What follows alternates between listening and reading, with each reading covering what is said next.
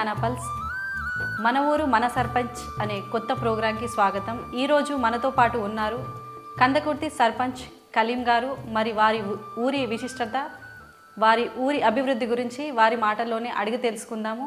ముఖ్యంగా ఇది మన ఎమ్మెల్సీ కవిత మేడం దత్తత తీసుకున్న ఊరు. వారి మాటల్లోనే ఈ ఊరు గురించి అడిగి తెలుసుకుందాం. నమస్కారం అండి. నమస్తే మేడం. నా పేరు మిర్జా కలీం బేగ్. నేను కందకుర్తి గ్రామ సర్పంచ్గా గత 10 సంవత్సరాల నుంచి చేస్తున్నాను. అయితే మా కందకుర్తి గ్రామంలో గతంలో కూడా మా నాన్న, మా చిన్నాన్న అందరూ 5 years 10 years అట్లాగే సర్పంచ్ చేస్తున్నారు. అంటే మీ కుటుంబం మొదటి నుంచే రాజకీయంలోనే ఉన్నారు? అవును. ఓకే. అంటే మీ నాన్న వాళ్ళ నాన్న నుంచి? మా నాన్న, మా చిన్నాన్న అందరూ సర్పంచ్ పదవిలు చేసిపోయారు. కందకుర్తి గ్రామాన్ని మన ఎమ్మెల్సీ కవిత మేడం గారు దత్తత తీసుకున్న ఊరు. ఫస్ట్లో కందకుర్తి గ్రామంలో 2013లో సర్పంచ్ ఎన్నికలు జరిగినప్పుడు నాకు గ్రామస్తులు నమ్మి, అంటే మంచి వ్యక్తిగా వాళ్ళు నమ్మి నాకు యునానిమస్గా సర్పంచ్ పదవి ఇచ్చినారు. నేను 13లో సర్పంచ్ పదవి గెలిచిన తర్వాత 14వ సంవత్సరంలో 2014లో మన ఎంపీగా కవిత మేడం గెలిచారు. గెలిచిన తర్వాత సెంట్రల్లో వాళ్ళకు కందకుర్తి అనే ఒక గ్రామంలో చాలా మహారాష్ట్రకు మారుమూల గ్రామం, చాలా వెనుకబడిన గ్రామం అని మేడం తలుచుకొని సెంట్రల్లో ఈ కందకుర్తి గ్రామంని నేను దత్తత తీసుకొని మా గ్రామానికి వచ్చి మీ కందకుర్తిని నేను హెడ్ ఆఫ్ తీసుకున్నాను, మీకు ఏమేమి కావాలని ఆఫీసర్తో నాతో చర్చలు జరిపి మా గ్రామంలో మీకు ఏం లోట్లు ఉన్నాయని మేడంకి చెప్పడం జరిగింది. ముఖ్యంగా కందకుర్తికి ఒక ఊరు విశిష్ట అనేది కూడా ఉన్నదని తెలుసుకున్నాం మేము. మా కందకుర్తి గ్రామము అసలు అంటే మనకు సెంట్రల్ ఢిల్లీ వరకు కూడా మా కందకుర్తి గ్రామం పేరుంది. ఎందుకంటే ఇక్కడ ఆర్ఎస్ఎస్ శంకుస్థాపకులు మన హెగ్డేవార్ గారు ఇక్కడ పుట్టిన స్థలం ఇది. మరి ఇంకొకటి ఇక్కడ ఫస్ట్ త్రివేణి సంఘం మహారాష్ట్ర నుంచి వచ్చే గోదావరి, కర్ణాటక నుంచి వచ్చే మంజీరా, మరి హరిద్ర, ఈ 3 నదుల కలయిక మా కందకుర్తిలోనే ఎంటర్ అవుతాయి. ఇక్కడ త్రివేణి సంఘం అని చాలా ఫేమస్ ఉంది. అయితే 2014లో కవిత మేడం ఎంపీగా వచ్చిన తర్వాత మా గ్రామంలో మొత్తం సర్వే చేసుకొని, అయితే ఈ కందకుర్తి మారుమూల గ్రామం మహారాష్ట్రకు, అంటే ఇక్కడ కల్చర్ అంతా 50% మహారాష్ట్ర కల్చర్ ఉండే. అయితే మేడం ఏంటంటే ఫస్ట్ అందరు బహిర్భూమికి బయట వెళ్తున్నారు. ఫస్ట్ అది దృష్టిలో తీసుకొని మా ఊరికి 500 టాయిలెట్ రూమ్లు కట్టించారు. ఒక్కొక్క టాయిలెట్ రూమ్కు 12,000 మేడం చేశారు. అవును. తర్వాత రోడ్లు అధ్వానంగా ఉన్నాయి, చాలా మారుమూల గ్రామం అని మళ్ళీ 2 కోట్ల రూపాయలు సీసీ రోడ్లకు, డ్రైన్లకు ఇచ్చారు మేడం. అయితే ఫస్ట్ ఊరికి గుర్తింపు అనేది, ముఖద్వారం అనేది ఫేస్కు ఎట్లా మనం అంటే మేకప్ చేసుకుంటామో ఆ రకంగా ఊరిని గుర్తింపు చేయాలని అది ఆర్చ్ కమాన్. అయితే 5 లక్షలు ఖర్చు పెట్టి వాళ్ళ సొంత డబ్బులతోనే ఫస్ట్లో మేడం కట్టించారు. అయితే ఇది పెద్ద గ్రామము, దాదాపు 5,000 అబవ్ పాపులేషన్ ఉంది. అయితే ఇక్కడ ఏంటంటే అంగన్వాడీ సెంటర్లు 2 ఉండే. ఎన్ని టాయిలెట్స్ కట్టించారండి? 500 టాయిలెట్స్. అయితే ఇక్కడ అంగన్వాడీ 2 సెంటర్లు ఉండే. అయితే చాలా పెద్ద గ్రామము, మరి పిల్లలకు ఇది సరిపోతలేదనే ఉద్దేశంతో మళ్ళీ 3 అంగన్వాడీ సెంటర్లు మనకు కొత్త శాంక్షన్ ఇచ్చారు, కట్టించారు, ఇనాగ్రేషన్ కూడా అయిపోయింది. అయితే ఇక్కడ రైతులు చాలా బీద రైతులు ఉన్నారు. అందరు 90% ఇక్కడ వ్యవసాయం మీద ఆధారపడి ఉన్నారు. అయితే ఇక్కడ గోదావరి, మంజీరా ఈ నదులు ఇక్కడ ఉండటం వల్ల మరి సంవత్సరానికి 2 సంవత్సరాలకు ఒకసారి మనకు ఫ్లడ్స్ వస్తుంటాయి. రైతులు పంటలు పొలాలు నష్టపోతారు. అయితే అది చాలా బీద రైతులని దృష్టిలో పెట్టుకొని వీళ్ళ కొద్దిగా అంటే పాడి అంటే గేదెలు ఇప్పిద్దామనే ఉద్దేశంతో 300 గేదెలు ఇప్పించారు మేడం సబ్సిడీ మీద. మేడం కవిత మేడం గారు ఎంపీగా ఉన్నప్పుడు మా గ్రామం దత్తత తీసుకున్నారు. ఎంపీగా ఉన్నప్పుడు 300 జతలు గేదెలు. అంటే రైతు 50% భరించుకోవాలా, గవర్నమెంట్ 50%. అసలు ఎమ్మెల్సీ కవిత గారు స్పెషల్గా కందకుర్తి గ్రామాన్ని ఎంచుకోవాల్సిన కారణం ఏంటి అసలు? అంటే ఫస్ట్ మేడం గారు ఎంపీగా నిలబడినప్పుడు ఫస్ట్ వచ్చి ఇక్కడ కందకుర్తిలో ఒక నిద్ర చేశారు వాళ్ళు. ఇక్కడ అంటే స్థలం అని పుణ్యక్షేత్రం లాగా పుణ్యక్షేత్రం ఉందని. వాళ్ళు ఇక్కడ నిద్ర అయితే ఇక్కడ వాళ్ళు ఫస్ట్ ప్రచారంకి ఇక్కడ నుంచి మొదలుపెట్టినప్పుడు చెప్పారు, నేను ఎంపీగా గెలిస్తే మీ గ్రామాన్ని నేను రూపురేఖలు మార్చేస్తానని అంటే చెప్పారు. సెంటిమెంటల్ గా తను ఇక్కడ నిద్ర చేసిరు కాబట్టి వాళ్ళు ఇక్కడ నుంచే ప్రచారం ఫస్ట్ లో ఇక్కడ నుంచే మొదలుపెట్టి 3 కోట్ల రూపాయల నుంచి ఎలక్ట్రిసిటీ మొత్తం సపరేట్ లైన్స్, ఈ 3 ఫేజ్ 5 ఫేజ్ ఇట్లా లైన్లు ఉంటాయి, అవి మేడమే చేయించి మాకు చాలా ఇది చేశారు. మళ్ళీ ఇక్కడ శిక్షణ కేంద్రాలు ఆడపిల్లలకు చదువుకున్న వాళ్ళకు ఉపాధి కోసమని మేడం అంటే కుట్టు మిషన్ శిక్షణ కేంద్రాలు ఏర్పాటు చేసి 1-2 నెలలు ట్రైనింగ్ ఇవ్వడం జరిగింది. ఇక్కడ ఆఫీసర్లు వచ్చి టీచర్లు వచ్చి ఇక్కడ ట్రైనింగ్ ఇచ్చారు. ట్రైనింగ్ పొందిన సర్టిఫికేట్ పొందిన వాళ్లకు మేడం ద్వారా కుట్టు మిషన్లు ఇచ్చారు. అట్లా మా గ్రామంలో 40 మందికి ఇచ్చారు. ఆర్ఎస్ఎస్ సంఘం ఏర్పాటు చేసిన హెగ్డే గారు ఇక్కడే పుట్టారని విన్నాం. అవును, వాళ్ళ పూర్వీకులు ఇక్కడనే ఉండే, వాళ్ళు ప్రస్తుతం అయితే నాగ్పూర్లో ఉంటున్నారు. ఇప్పుడు వాళ్ళ ఫ్యామిలీ బ్యాక్గ్రౌండ్ ఇది కందుకుర్తి, తను పుట్టింది ఇక్కడే. వాళ్ళ పూర్వీకులు ఓకే. హెగ్డే వారి గారి జన్మస్థలం ఇక్కడనే, వాళ్ళ పూర్వీకులు ఉండే. ఈయన ఇక్కడ పుట్టిన తర్వాత కొద్దిగా ఏజ్ వచ్చిన తర్వాత ఎడ్యుకేషన్ కానీ నాగ్పూర్ వెళ్ళిపోయారు. పుట్టిన స్థలం గారు దత్తత తీసుకున్న తర్వాత డెవలప్మెంట్స్ చెప్పారు. మీరు సర్పంచ్గా 2 సార్లు ఎన్నుకోబడ్డారు బీఆర్ఎస్ పార్టీ నుంచి. నేను ఫస్ట్ టైం నేను కాంగ్రెస్ ఫస్ట్ అయితే నేను 13లో నేను సర్పంచ్గా ఎన్నుకోబడ్డాను 13లో. మళ్ళీ బీఆర్ఎస్ వచ్చింది 14లో. అయితే కవిత మేడం మా గ్రామానికి దత్తత తీసుకున్నారు అనే, అంటే మా ఊరిని డెవలప్ చేస్తారనే ఒక అంటే నాకు ఇది వచ్చింది. కాకపోతే నేను కాంగ్రెస్కి రాజీనామా చేసి టీఆర్ఎస్ జాయిన్ చేశాను. మేడం దత్తత తీసుకొని డెవలప్మెంట్స్ అవన్నీ చెప్పిన తర్వాత ఆ డెవలప్మెంట్స్ మీకు నచ్చి మీరు కాంగ్రెస్ నుంచి టీఆర్ఎస్లోకి వచ్చాను. టీఆర్ఎస్లో వచ్చిన తర్వాత మేడం కానీ షకీల్ భాయ్ కానీ మన ఎమ్మెల్యే షకీల్ గారు ఉన్నారు అప్పుడు, వాళ్ళు కాకుండా బాగా సహకారం చేశాను. నా ఊరిని నేను బాగా డెవలప్ చేశాను. అది చేసింది లేదు కాదు, మీరు అంటే ప్రజల్లోకి వెళ్ళి అడిగితే తెలుస్తుంది. నా కందకుర్తి గ్రామంలో ఎటు వెళ్ళినా ఏ చిన్న 5 ఫీట్ల గల్లీ రోడ్డుకి వెళ్ళినా కూడా సీసీ రోడ్లు ఉన్నాయి. సీసీ రోడ్ లేనిది ఏదన్నా గల్లీ చూపెడితే నేను రాజీనామా చేస్తాను. మన మాజీ ఎమ్మెల్యే షకీల్ గారికి మీకున్న సంబంధం ఎటువంటిది? పర్వాలేదు, అంటే ఆయన ఎమ్మెల్యేగా ఉన్నారు. ఒకప్పుడు కొద్దిగా అంటే వీళ్ళు కాంగ్రెస్ నుంచి వచ్చిన వాళ్ళు ఎలక్షన్లో మనతో పనిచేయలేదు, ఫస్ట్ టైంలో పనిచేయలేదని కొద్దిగా 1 సంవత్సరం అట్లా ఇట్లా జరిగింది. కానీ తర్వాత బాగా దగ్గర తీసుకున్నారు. ఏదన్నా మాట కాదని లేక అన్నీ చేస్తుండే. అంటే పెద్ద స్టార్టింగ్లో మీరు ఆ పార్టీ నుంచి ఇటు వచ్చారు కాబట్టి కొద్దిగా కొంచెం నమ్మడానికి కొంచెం టైం పట్టింది. తర్వాత మీ వర్క్ చూసి వర్క్ చూసిండ్రు, నా నిజాయితీ చూసిండ్రు వాళ్ళు. అంటే నా ఏజ్ని బట్టి కూడా అరే పెద్ద మనిషి ఉన్నాడు, ఆయన మంచి మనిషి అని నా కందకుర్తికి 2-3 సార్లు రావడం కూడా జరిగింది. మన ఊరు మీరు సర్పంచ్గా ఏమేమి డెవలప్ చేశారు సార్ ఈ ఊరిని, మీ కందకుర్తి ఊరిని? ఇప్పుడు మనకు కావాల్సింది ఏంది? నీటి సరఫరా. అవును, ఫస్ట్ జనం మనకు అడిగేది నీటి సరఫరా, రోడ్డు సౌకర్యం, సైడ్ డ్రైన్స్ అంటే మురికి కాలువలు. ఇవి అన్నీ నా ఊర్లో ఏం లోటు లేదు. వాటర్కి కూడా 24 గంటలు నా ఊర్లో వాటర్ వస్తాయి. 24 గంటలు 24 అవర్స్ నల్ల ఎప్పుడు చూసినా, మీరు నైట్ వచ్చి చూసినా కూడా నల్ల చాలు ఉంటుంది. కందకుర్తిలో త్రివేణి సంగమం లాగానే ఊరి ప్రజలు అందరు కలిసి ఇక్కడ ఇలాగ కలిసి ఉంటారు. అందరు కలిసి అందరు ఇక్కడ 99% ఇక్కడ అందరు పొలాలు ఉన్నాయి, అందరు రైతులే. ఇక్కడ 70% మైనార్టీలు ఉంటారు, 30% హిందూ సోదరులు ఉంటారు. అయితే వాళ్ళు మేమే అంటే మా పొలం పక్కకు వాళ్ళ పొలం ఉంటుంది, వాళ్ళ ఇల్లు పక్కకు మా ఇల్లు ఉన్నది. అంటే అట్లా అందరు కలిసి గంగా జమున తైజీబ్ లెక్క అందరం కలిసిమెలిసి ఉంటాం. గంగా జమున తైజీబ్కి కందకుర్తి ఒక పేరు. ఎంపీ అరవింద్ గారి నుండి ఫండ్స్ కానీ సపోర్ట్ కానీ ఏ విధంగా ఉంటుంది మేడం? ఇప్పుడు ఆయన ఎంపీ అరవింద్ గారిది 5 ఇయర్స్ అయిపోయినాయి, అంటే ఒక 1-2 నెలలు 5 ఇయర్స్. కానీ నా పంచాయత్కి మాత్రం ఏ ఒక్క అక్షరం నోటీస్ కూడా రాలేదు మీకు ఈ ఫండ్ శాంక్షన్ అయిందని ఇప్పటివరకు. ఆయన గెలిచిన నుంచి ఇప్పటి ఒక్క వరకు కందకుర్తి ₹1,00,000 కానీ ఒక ₹10 మీ పంచాయతీకి వచ్చినాయి లేకుండా మీ గ్రామానికి ఇచ్చిరని నాకైతే నోటీసులో లేదు.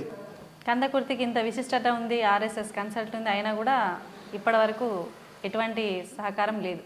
ఇక ఆయన ఇండివిజువల్గా ఏం చేసిండు కానీ అఫీషియల్గా చేస్తే నాకు నోటీసులో ఉంటుంది కానీ నాకైతే నోటీసులో లేదు. సర్పంచ్గా మీరు ఉన్నారు కాబట్టి అఫీషియల్ నోటీస్ అనేది మీ దగ్గరకే వస్తుంది. ఎలక్షన్ అయిన తర్వాత మళ్ళీ వేద్దాం అనుకున్నారు, సగం ఎకరానికి వేసిండ్రు, ఇప్పుడు ఆపేసారు, చేస్తలేరు. అంటే ఫ్యూచర్లో కూడా మనకు వీళ్ళు ఇంత పెద్ద హామీలు చెప్తున్నారు, ఇవి ఖచ్చితంగా వీళ్ళు చేస్తారని ఎవరికైతే నమ్మకం లేదు.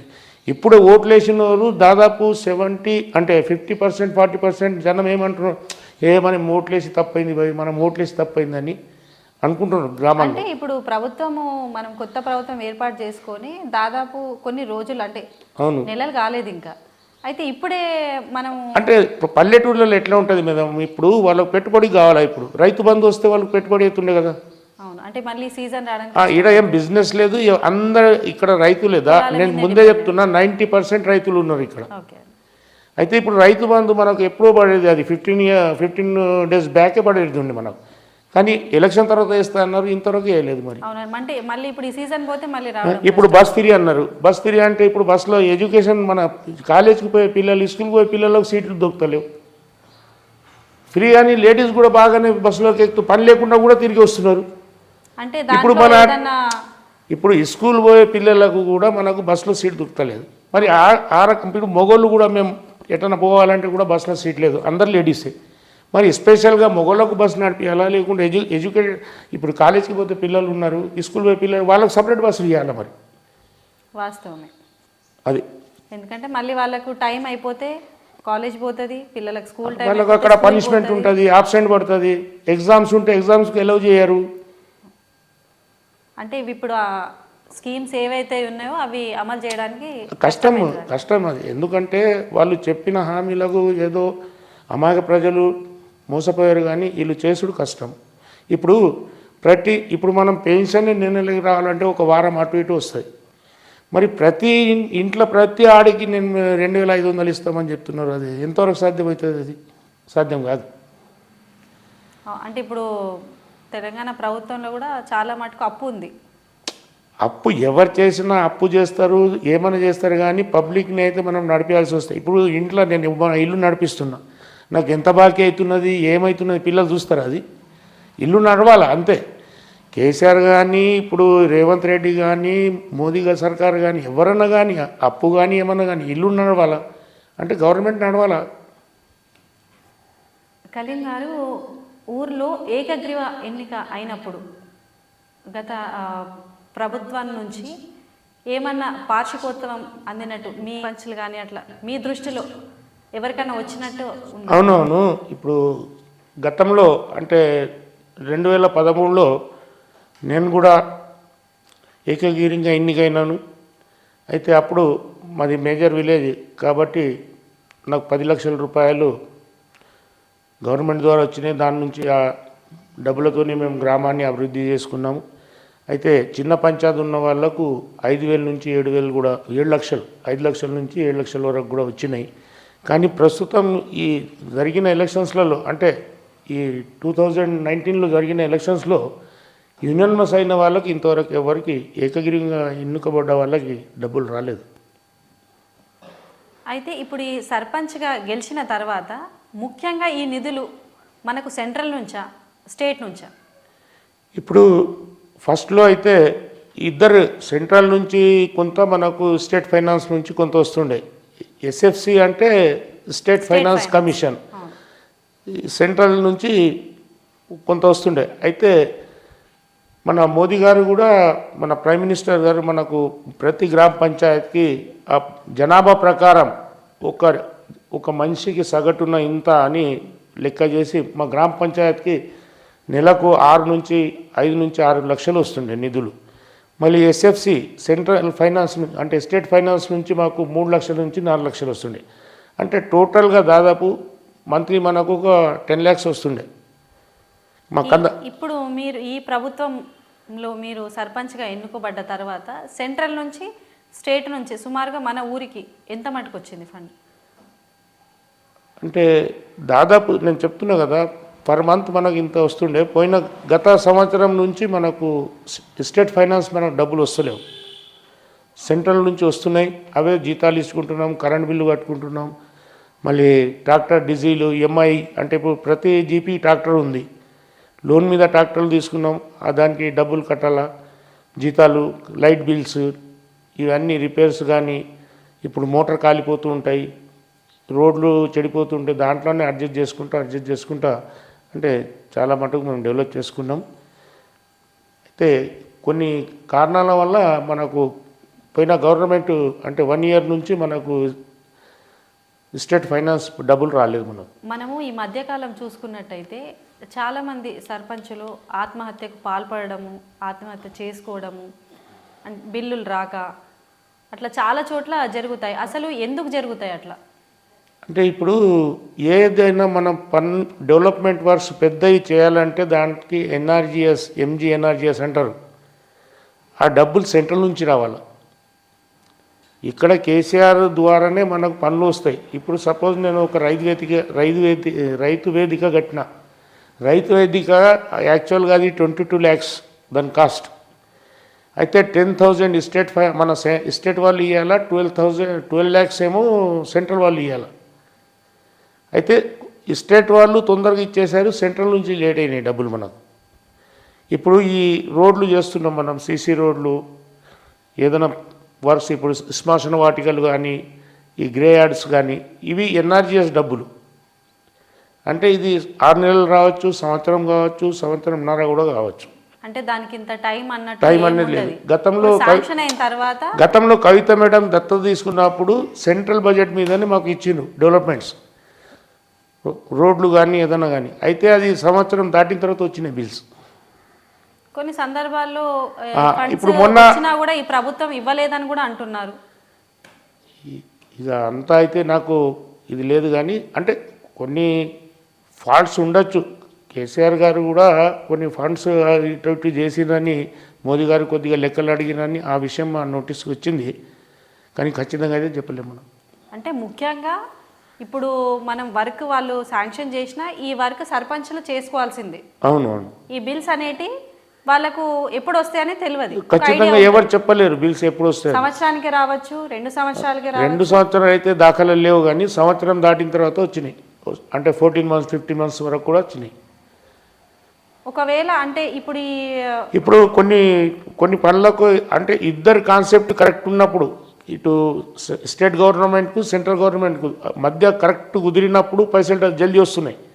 విభేదాలు వచ్చినప్పుడు పైసలు లేట్ అవుతాయి. అదే మరి ఆ ఫండ్స్ వచ్చినా కూడా మరలించారని కూడా మనం కాదు మేడం. ఇప్పుడు స్టేట్ గవర్నమెంట్, సెంట్రల్ గవర్నమెంట్ ఏ పనికి ఎంత డబ్బులు వాడాలని అక్కడ నుంచి డబ్బులు వచ్చిన తర్వాత స్టేట్ గవర్నమెంట్ కూడా అదే పనిలో డబ్బులు పెడితే మనకు కరెక్ట్ శాంక్షన్ వస్తాయి. వాళ్ళు చెప్పిన పని వేరు, ఇంకొక పని చేస్తున్నారు అంటే కొద్దిగా డబ్బులు లేట్ అవుతాయి. అదే ఇప్పుడు వాళ్ళు డబ్బులు ఎప్పుడు పంపుతారనేది ఒక మనకు క్యాలిక్యులేషన్ ఉండదు, ఐడియా ఉండదు. కాబట్టి సర్పంచ్ మాత్రం ఖచ్చితంగా వారు ఊళ్ళు డెవలప్ కావాలంటే ఆయన చేయాల్సిందే. ఈ చెట్లు నాటడం కేసీఆర్ గారు పెట్టిన పథకం, కానీ దీనికి కూడా డబ్బులు సెంట్రల్ నుంచి వస్తున్నాయి. ఈ చెట్లు నాటడం, ఒక చెట్టుకు 5 రూపాయలు, నెలకు 6 రూపాయలు మనకు డబ్బులు వస్తాయి మెయింటెనెన్స్ కోసం. అయితే అవి మన లేబర్ ఖాతాలో పడతాయి. పని చేస్తారు కదా, కూలీ 100 రోజుల పని, 100 రోజుల పని. అవును, వాళ్ళ సెంట్రల్ నుంచి వస్తాయి. ఇప్పుడు ఈ 100 రోజుల కూలీ డబ్బులు సెంట్రల్ నుంచి వస్తాయి, సెంట్రల్ నుంచి వస్తాయి. అది సుమారుగా ఇప్పుడు దాని మీద ప్రతి సంవత్సరం మనకు ఆడిట్ జరుగుతుంది. సెంట్రల్ నుంచి టీం వస్తుంది. అంటే సెంట్రల్ గవర్నమెంట్ మీకు ఇంత నిధులు ఇచ్చింది, ఫలానా దీని మీద ఇంత, ఫలానా దీని మీద ఇంత, అది ఏమేమి చేసినారంటే మోడ్లు. అంటే ఇప్పుడు ఊర్లో సుమారుగా ఇంతమంది 100 రోజుల పనికి ఇంతమంది కూలీలు అన్నట్టు అక్కడ నుంచి షెడ్యూల్ వస్తుంది. అవునవునవును. అంటే ఎంతమంది కూలీలు పని చేస్తున్నారో అది మనం పంపించేస్తాం. డైలీ వేజెస్ అంటే డైలీ అటెండెన్స్ వాళ్ళది పంపించేస్తాం. ఆ బిల్లు కూడా అంటే వాళ్ళు పంపిస్తారా? సెంట్రల్ గవర్నమెంట్ వాళ్ళు పంపించినా పంపించకపోయినా మీరు ఇవ్వాల్సిందే. అది వాళ్ళు పంపించేస్తారు, వాళ్ళ అకౌంట్లోకి పోతే డైరెక్ట్ వాళ్ళకి ఒక వారం 2 వారాలు ఇన్కమ్ ఉందైనా వాళ్ళ అకౌంట్లోకి పడిపోతుంది. ఎవరికి? కూలీలకు. ఈ కాంట్రాక్ట్స్ మాత్రమే బిల్లులు లేట్ వస్తాయి. ఇప్పుడు మనం ఏదైనా చెట్లు నాటినాము, చెట్లకు మనం మెయింటైన్ చేస్తాం, ట్యాంకర్ బట్టి నీళ్ళు వేయాలా, దానికి ఫర్టిలైజర్ వేయాలా, ఏదైనా రోగాలు వస్తాయి స్ప్రే చేయాలా, అలాంటి డబ్బులు కూడా మనకు వస్తాయి. కానీ మెయింటెనెన్స్ అది జీపీ ఖాతాకు వస్తాయి, జీపీ అకౌంట్లో వస్తాయి అవి. కానీ కొద్దిగా లేట్ వస్తాయి, 6 నెలలకు సంవత్సరంకు అట్లా వస్తుంది. కందకుర్తి గ్రామంలో ఎంతమంది ఉపాధి పథకం కింద ఎంతమంది లబ్ధి పొందారు? ఇక్కడ మా కందకుర్తి గ్రామంలో దాదాపు 500 మందికి జాబ్ కార్డ్స్ ఉన్నాయి. ఉపాధి హామీ పనిలో పనిచేయడానికి వాళ్ళకు గవర్నమెంట్ నుంచి ఒక కార్డు ఇస్తారు, ఆధార్ కార్డు అంటే వాళ్ళకు పర్మిషన్ కార్డు అంటారు. 500 జాబ్ కార్డ్స్ ఉన్నాయి మా ఊళ్ళో. పవర్ సర్పంచ్ ఉప సర్పంచ్లకు ఇద్దరికి ఇవ్వడం వల్ల మీ ఇద్దరి మధ్యలో ఏమన్నా ఇబ్బందికర పరిస్థితులు ఏర్పడ్డాయి? అంటే మా దగ్గర అయితే అట్లాంటి ఏం విభేదాలు అయితే లేవు, కానీ కొన్ని జగలు అట్లాంటి సందర్భాలు ఉన్నాయి. ఎందుకంటే గతంలో గవర్నమెంట్ సెక్రటరీలకు సర్పంచ్లకు చెక్ పవర్ ఇస్తుండే. Secretary plus sarpanch joint check power ఇద్దరికి ఉంటుండే. అయితే అట్లా ఎందుకు ఇచ్చింది ఆ గవర్నమెంట్ అంటే బాధ్యత గల ఆఫీసర్. ఇప్పుడు సర్పంచ్ పదవి అనేది తాత్కాలికంగా ఉంటుంది, సెక్రటరీ అంటే అది లాంగ్ లైఫ్. అయితే ఏదైనా అవకతవకలు జరిగితే సెక్రటరీ కూడా బాధ్యుడు ఉంటాడని సెక్రటరీకు సర్పంచ్కి ఇద్దరికి జాయింట్ పవర్ ఇచ్చిండ్రు గతంలో. కానీ కేసీఆర్ ప్రభుత్వం మొన్న కొత్త జీవో ప్రకారం ఏం చేసిందంటే ఉప సర్పంచ్ సర్పంచ్కి చేసిండ్రు. కొన్ని జగాల సర్పంచ్కి ఉప సర్పంచ్ అపోజిషన్ వాళ్ళు ఉంటారు. ఇప్పుడు నేనే ఉన్నా, నాకు వార్డు మెంబర్స్ తక్కువ ఉన్నారు, మెజార్టీ ఎక్కువ ఉంది. అయితే అక్కడ టైంకు పనులు అయితే లేవు. ఇంకొకటి ఎవరన్నా పని చేసినా కూడా ఎక్కువ నష్టపోతున్నారు. ఎందుకంటే సర్పంచ్ ఈ పని ఓకే అయిపోయింది అని సైన్ పెట్టినా కూడా కొన్ని సందర్భాల్లో ఉప సర్పంచ్ పెట్టలేదు. అంటే మీ ఉప సర్పంచ్తో మీ కోఆర్డినేషన్ ఎలా ఉంది? పర్వాలేదు, మా పిల్లగాడు బాగానే ఉంటాడు.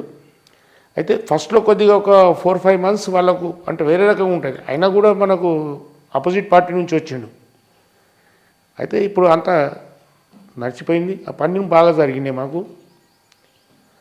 వేరే దగ్గర అయితే కొన్ని ఇబ్బందులు అయినాయి, రోడ్ల మీద లొల్లీలు అయినాయి వేరే జగన్. కానీ మొత్తానికి అయితే ఇది ఉప సర్పంచ్కు జాయింట్ పవర్ ఇవ్వడం తప్పు ప్రభుత్వంది. ఎందుకంటే ఒక బాధ్యత గల ఆఫీసర్ని జాయింట్ ఇవ్వాలి, సర్పంచ్కు సెక్రటరీకు.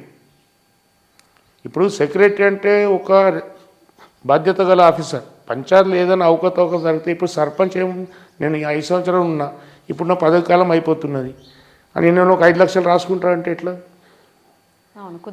కుదరది. వాడు 5 లక్షలు ఎట్లా మెయింటైన్ చేయాలా? వాడు సెక్రటరీ రాయాలా కదా, సార్ ఈ 5 లక్షలు ఎటు పోయినాయి అంటే లెక్కలు ఎవరు చూపెట్టాలా? సెక్రటరీ చూపెట్టాలా. మీ ఇద్దరి మధ్యలో కూడా కొన్ని విభేదాలు ఏర్పడ్డాయని విన్నాం మేము. లేదు, అట్లాంటి ఏం లేవు మా కందకుర్తి గ్రామంలో. నేను ఏది చేసినా ఊరు మంచి కోసం చేస్తా. మా సర్పంచ్ కూడా చదువుకున్న పిల్లగాడు, యూత్ ఎంత 26 ఇయర్స్ ఉంటాయి మా ఉప సర్పంచ్. మన మాజీ ఎమ్మెల్యే షకీల్ గారి ఓటమికి ఏం కారణాలు ఉండిండొచ్చు మీ మాటల్లో ప్రధానంగా? అయితే షకీల్ గారి ఓటమి కాదు, ఆయన చాలా స్వల్ప ఓట్లతో ఓడిపోయారు. కానీ దీంట్లో ఓడిపోవడానికి ఆయన వ్యక్తిగతంగా ఎవ్వరు ఆయనకు శత్రువులు లేరు. ఎందుకంటే కేసీఆర్ గారు చేసిన తప్పులే. ఇప్పుడు మా కందకుర్తిలో రేషన్ కార్డులు లేవు, చాలామందికి ముసలి వాళ్లకు పెన్షన్లు లేవు. మళ్ళీ ఈ 57 వాళ్ళకు పెన్షన్ ఇస్తా అని ఇప్పుడు భర్తలు చనిపోయిన వాళ్ళకు 5 years నుంచి పెన్షన్ లేదు. నిన్న మొన్న అప్లై చేసుకున్న వాడికి 57 years ఏజ్ వాడికి పెన్షన్లు వచ్చినాయి. ఆ రకంగా కూడా పబ్లిక్ ఏంటంటే ఆ రకంగా కూడా కొద్దిగా డిస్మూడ్ అయ్యి బీఆర్ఎస్కు గుడ్ బై చెప్పారు. అంటే ప్రభుత్వం నుంచి నిధులు రాకపోవడం వల్ల నిధులు కాదు, ఏం చేయలేదంటారు. ఇప్పుడు బీద ప్రజలకు కావాల్సింది ఏంది మేడం? పెన్షన్లు, రేషన్ కార్డ్స్ ఖచ్చితంగా. అయితే కొన్ని చాలా ఫ్యామిలీస్ ఉన్నాయి, బీపీఎల్ ఫ్యామిలీస్ చాలా ఉన్నాయి, కానీ వాళ్ళకు రేషన్ కార్డు లేదు. అవును, అందరు అప్లికేషన్స్. ఇప్పుడు అర్హులు ఉన్న వాళ్ళకి పెన్షన్ రాలేదు సమయానికి. ఇంకొకటి, ఇప్పుడు మా షకీల్ అన్న గారు ఎమ్మెల్యేగా చేసి పదవికి విరమణ అయిపోయింది, ఓడిపోయినారు, వెళ్ళిపోయారు. కానీ మన ముఖ్యమంత్రి గారు ఏ ఎమ్మెల్యే కన్నా కరెక్ట్ టైంలో మనకు ఏదైనా వాళ్ళు బడ్జెట్ ఇస్తేనే కదా వాళ్ళు గ్రామాలు డెవలప్ చేసేది. ఎమ్మెల్యేలు ఏం చేస్తారు? కేసీఆర్ గారు చేసిన తప్పులకు వీళ్ళు బలిలు ఎమ్మెల్యేలు. బోధన్ ప్రజలు చాలా మటుకు బోధన్ కాదు మేడం, పక్కనే బాన్సువాడ కాన్స్టిట్యూన్సీ ఉంది. పోచారం గారు వాళ్ళు మినిస్టర్ పదవిలో ఉన్నారు, అన్ని పనులు సక్రమం చేసుకున్నారు, గెలుచుకున్నారు, 30,000 మెజార్టీతో గెలుచుకున్నారు. అంటే బోధన్ డెవలప్మెంట్ కాకపోవడానికి షకీల్ గారు కారణం కాదు. షకీల్ భాయ్ కారణం కాదు, కేసీఆర్ గారు కారణం. మళ్ళీ ఇటు చూడండి ఆర్మూర్ జీవన్ రెడ్డి పాపం ఓడిపోయిండు. ఫండ్స్ లేక. అదే అవతల బాల్కొండ పోతే ప్రశాంత్ రెడ్డి మినిస్టర్ గెలుచుకున్నాడు.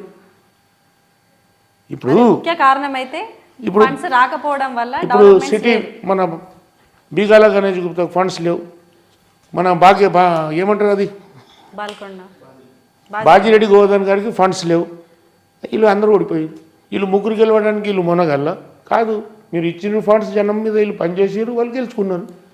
వీళ్ళకు కూడా మీరు ఎంతో కొంత ఫండ్స్ ఇస్తూ వీళ్ళు కూడా గెలుస్తుండే. ఇప్పుడు బాజిరెడ్డి కానీ షకీల్ భాయ్ కానీ ఎమ్మెల్యేలు ఎంత ఓట్లతో మెజార్టీతో ఓడిపోయారు? 500, 1000, 10. ఇప్పుడు అదే మన హనుమంత్ షిండే 1100 ఓట్లతో ఓడిపోయిండు. పక్కనే పోచారం గెలుస్తారు, మళ్ళీ ఆయన ఓడిపోతాడు. ఆయన కూడా స్వల్ప ఓట్లతోని ఓడిపోవడం అనేది ప్రభుత్వం చేసిన నిర్లక్ష్యమే. నిర్లక్ష్యం అంటే ఇప్పుడు నేను చెప్పిన కదా, ఇప్పుడు మా గ్రామంలో నేను ఓటు అడగడానికి వెళ్ళినప్పుడు మీ సర్పంచ్ మీరు ఈ పని చేయలేదు, ఆ పని చేయలేదు అని ఎవ్వరు అడగలేదు. మాకు పెన్షన్ లేదు, మాకు రేషన్ కార్డు లేదు. అంటే ఊరి కోసం మీరు సర్పంచ్గా మీ వృత్తిది మీరు చేసేసారు. అదే గతంలో అయితే మా చేతిలో ఉంటుండే, తీసుకుపోయి మేము రేషన్ కానీ మళ్ళీ పెన్షన్ కానీ ఆన్లైన్ చేపిస్తుంటే మేము వచ్చేస్తుండే. ఇప్పుడు వీళ్ళు ఆ లైన్ బంద్ పెట్టిండు మొత్తం ఆన్లైన్. రేషన్ కార్డు ఆన్లైన్ బంద్ ఉన్నది, పెన్షన్ది బంద్ ఉంది. దానికి కారణం కేసీఆర్ గారే. ఇదండి మన ఊరు మన సర్పంచ్ కందకుర్తి సర్పంచ్ కలీం గారితో ముఖాముఖి ఈరోజు. చూస్తూనే ఉండండి తెలంగాణ పల్స్. నేను మీ సులక్షణ.